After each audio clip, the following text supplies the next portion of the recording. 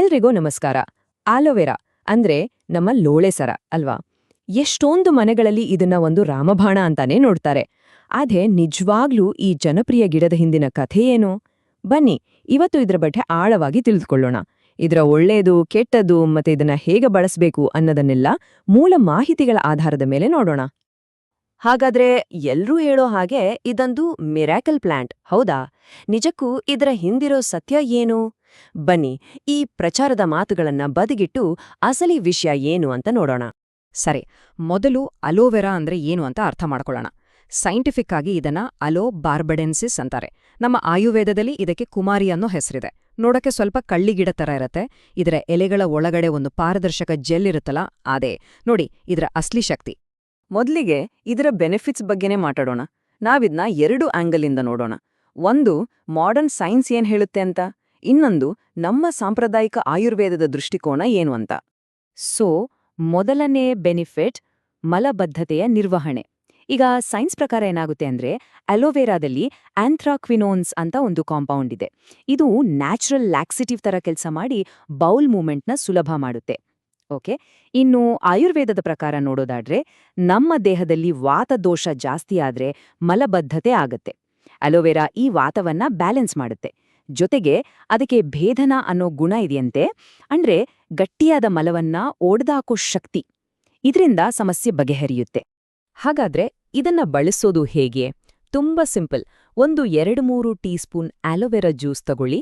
ಅಷ್ಟೇ ಪ್ರಮಾಣದ ನೀರು ಸೇರಿಸಿ. ಬೆಳಿಗ್ಗೆ ಖಾಲಿ ಹೊಟ್ಟೆಯಲ್ಲಿ ಇದನ್ನ ಕುಡಿಬೇಕು. ಒಳ್ಳೆ ರಿಸಲ್ಟ್ಸ್ಗಾಗಿ ಇದನ್ನ 2-3 ತಿಂಗಳು ಕಂಟಿನ್ಯೂ ಮಾಡಬೇಕು ಅಂತ ಮೂಲದಲ್ಲಿ ಹೇಳಲಾಗಿದೆ. ಮುಂದಿನದು, ಮಧುಮೇಹದ ನಿರ್ವಹಣೆ. ಸೈಂಟಿಫಿಕ್ ಆಗಿ ಹೇಳೋದಾದ್ರೆ, ಇದ್ರಲ್ಲಿ ಲೆಕ್ಟಿನ್, ಮ್ಯಾನಾನ್ ಅನ್ನೋ ಫೈಟೋಕೆಮಿಕಲ್ಸ್ ಇವೆ. ಇವು ಬ್ಲಡ್ ಗ್ಲೂಕೋಸ್ ಮತ್ತೆ ಇನ್ಸುಲಿನ್ ಲೆವೆಲ್ಸ್ಗಳನ್ನ ಇಂಪ್ರೂವ್ ಮಾಡಬಹುದು. ಇನ್ನು ಆಯುರ್ವೇದದ ಕಡೆ ಬಂದ್ರೆ, ಇದು ಆಮಾವನ್ನ ತೆಗೆದುಹಾಕುತ್ತೆ ಅಂತಾರೆ. ಆಮ ಅಂದ್ರೆ ಅಜೀರ್ಣದಿಂದ ನಮ್ಮ ದೇಹದಲ್ಲಿ ಉಳಿದುಕೊಳ್ಳುವ ಟಾಕ್ಸಿನ್ಸ್. ಜೊತೆಗೆ ವಾತಾವನ್ನ ಕಂಟ್ರೋಲ್ ಮಾಡಿ ಹೈ ಬ್ಲಡ್ ಶುಗರ್ನ ಕಡಿಮೆ ಮಾಡೋಕೆ ಸಹಾಯ ಮಾಡುತ್ತಂತೆ. ಆದ್ರೆ ಇಲ್ಲಿ ಒಂದು ತುಂಬಾ ಇಂಪಾರ್ಟೆಂಟ್ ವಾರ್ನಿಂಗ್ ಇದೆ, ಗಮನವಿಟ್ಕೇಳಿ. ಯಾರಾದ್ರೂ ಆಲ್ರೆಡಿ ಡಯಾಬಿಟಿಸ್ಗೆ ಮೆಡಿಸಿನ್ ತಗೊಳ್ತಿದ್ರೆ ಅವರು ಆಲೋವೆರಾ ಬಳಸೋ ಮುಂಚೆ ಖಂಡಿತವಾಗ್ಲೂ ಡಾಕ್ಟರ್ ಹತ್ರ ಮಾತಾಡ್ಲೇಬೇಕು. ಯಾಕಂದ್ರೆ ಆಲೋವೆರಾ ಬ್ಲಡ್ ಶುಗರ್ ಲೆವೆಲ್ನ ಇನ್ನೂ ಕಡಿಮೆ ಮಾಡಬಹುದು. ಇದು ತುಂಬಾ ಡೇಂಜರಸ್ ಆಗ್ಬೋದು, ಹುಷಾರ್. ಓಕೆ, ಇಷ್ಟೆಲ್ಲ ಬೆನಿಫಿಟ್ಸ್ ಬಗ್ಗೆ ಕೇಳಿದ್ವಿ ಅಲ್ವಾ? ಈಗ ಒಂದು ರಿಯಾಲಿಟಿ ಚೆಕ್ ಮಾಡೋಣ. ಈ ಮಾತುಗಳಿಗೆಲ್ಲ ಸೈಂಟಿಫಿಕ್ ಎವಿಡೆನ್ಸ್ ಎಷ್ಟಿದೆ ಅದನ್ನ ನೋಡೋಣ ಬನ್ನಿ. ಹಾಗಾದ್ರೆ ಎವಿಡೆನ್ಸ್ ಏನ್ ಹೇಳುತ್ತೆ ನೋಡಿ. ಮಲಬದ್ಧತೆ ಮತ್ತು ಸ್ಥೂಲಕಾಯಕ್ಕೆ ಇದು ಬಹುಶಃ ಪರಿಣಾಮಕಾರಿಯಂತಿದೆ. ಆದ್ರೆ ಮಧುಮೇಹ, ಹೈ ಕೊಲೆಸ್ಟ್ರಾಲ್, ಕ್ಯಾನ್ಸರ್ ಅಥವಾ ಡಿಪ್ರೆಷನ್ ಈ ವಿಷಯಗಳಿಗೆ ಬಂದಾಗ ಸಾಕಷ್ಟು ಪುರಾವೆಗಳಿಲ್ಲ ಅಂತ ಹೇಳಲಾಗ್ತಿದೆ. ಅಷ್ಟೇ ಅಲ್ಲ, HIV ಇನ್ಫೆಕ್ಷನ್ಗೆ ಇದು ಬಹುಶಃ ನಿಷ್ಪರಿಣಾಮಕಾರಿ, ಅಂದ್ರೆ ಕೆಲ್ಸ ಮಾಡೋದಿಲ್ಲ ಅಂತಾನೂ ಹೇಳಲಾಗ್ತಿದೆ. ಇದರಿಂದ ನಮಗೆ ಒಂದು ಕ್ಲಿಯರ್ ಪಿಕ್ಚರ್ ಸಿಗುತ್ತೆ. ಈಗ ನಾವು ಈ ಚರ್ಚೆಯ ಅತಿ ಮುಖ್ಯವಾದ ಭಾಗಕ್ಕೆ ಬಂದಿದ್ದೀವಿ. ಅದೇ ಸೇಫ್ಟಿ. ಬೆನಿಫಿಟ್ಸ್ ಎಷ್ಟು ಮುಖ್ಯನೋ ಸೇಫ್ಟಿ ಅದಕ್ಕಿಂತ ಹೆಚ್ಚು ಮುಖ್ಯ.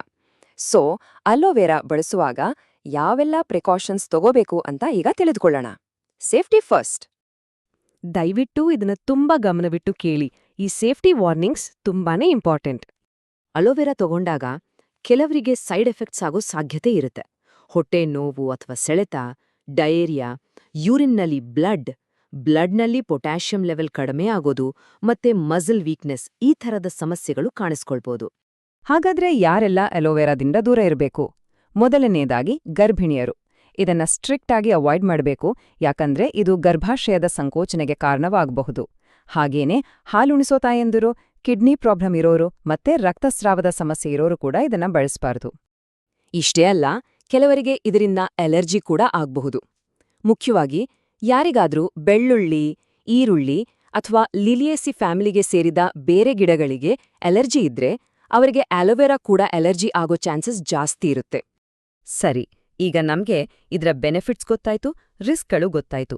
ಹಾಗಾದ್ರೆ ಇದನ್ನ ಸೇಫ್ ಆಗಿ ಬಳಸೋದು ಹೇಗೆ? ಬನ್ನಿ ಅದ್ರ ಬಗ್ಗೆ ಒಂದು ಪ್ರಾಕ್ಟಿಕಲ್ ಗೈಡ್ ಮಾಡೋಣ. ಅಲೋವೆರಾವನ್ನ ಮುಖ್ಯವಾಗಿ 3 ರೀತಿಗಳಲ್ಲಿ ಬಳಸಬಹುದು. ಒಂದು, ಜ್ಯೂಸ್. 2-3 ಟೀಸ್ಪೂನ್ ಜ್ಯೂಸ್ಗೆ ಅಷ್ಟೇ ನೀರು ಸೇರಿಸಿ ಖಾಲಿ ಹೊಟ್ಟೆಯಲ್ಲಿ ತಗೊಳ್ಳೋದು ಬೆಸ್ಟ್. ಎರಡನೆಯದು, ಕ್ಯಾಪ್ಸ್ಯೂಲ್. ದಿನಕ್ಕೆ 2 ಬಾರಿ ಊಟ ಆದ್ಮೇಲೆ ಒಂದೊಂದು ಕ್ಯಾಪ್ಸ್ಯೂಲ್ ತಗೋಬಹುದು. ಮೂರನೆಯದು ಫ್ರೆಶ್ ಪಲ್ಪ್, ಅಂದ್ರೆ ಅದರ ತಿರುಳು. 1/4 ಅಥವಾ ಅರ್ಧ ಟೀಸ್ಪೂನ್ ತಿರುಳನ್ನ ಸ್ಮೂದಿ ಅಥವಾ ಫ್ರೂಟ್ ಜ್ಯೂಸ್ಗೆ ಮಿಕ್ಸ್ ಮಾಡ್ಕೊಂಡು ಕುಡಿಬಹುದು. ಕೊನೆಗೆ ಒಂದು ಬಹಳ ಮುಖ್ಯವಾದ ಡಿಸ್ಕ್ಲೇಮರ್, ಇದನ್ನ ದಯವಿಟ್ಟು ನೆನಪಿನಲ್ಲಿಡಿ. ಇಲ್ಲಿ ನಾವು ಹಂಚಿಕೊಂಡಿರೋ ಮಾಹಿತಿ ಕೇವಲ ಎಜುಕೇಷನಲ್ ಪರ್ಪಸ್ಗೆ ಮಾತ್ರ. ಇದನ್ನ ಯಾವ ಕಾರಣಕ್ಕೂ ಮೆಡಿಕಲ್ ಅಡ್ವೈಸ್ ಅಂತ ತಗೋಬಾರ್ದು. ಯಾವುದೇ ಟ್ರೀಟ್ಮೆಂಟ್ ಶುರು ಮಾಡೋ ಮೊದಲು ಒಬ್ಬ ಸರ್ಟಿಫೈಡ್ ಡಾಕ್ಟರ್ ಅಥವಾ ಹೆಲ್ತ್ ಕೇರ್ ಪ್ರೊಫೆಷನಲ್ ಹತ್ರ ಮಾತಾಡೋದು ತುಂಬಾನೇ ಅವಶ್ಯಕ. ಹಾಗಾದ್ರೆ ಕೊನೆಯದಾಗಿ ಉಳಿಯೋ ಪ್ರಶ್ನೆ ಏನು? ಅಲೋವೆರಾ ಅನ್ನೋದು ಎಲ್ಲದಕ್ಕೂ ಮದ್ದ, ಒಂದು ಸರ್ವರೋಗ ನಿವಾರಕನ, ಅಥವಾ ಅದಕ್ಕೆ ಅಂತಾನೆ ಕೆಲವು ನಿರ್ದಿಷ್ಟ ಉಪಯೋಗಗಳು ಮತ್ತೆ ಅಷ್ಟೇ ನಿರ್ದಿಷ್ಟವಾದ ರಿಸ್ಕ್ಗಳು ಇರೋ ಒಂದು ಸಸ್ಯನ? ಇದ್ರ ಬಗ್ಗೆ ಯೋಚನೆ ಮಾಡಿ.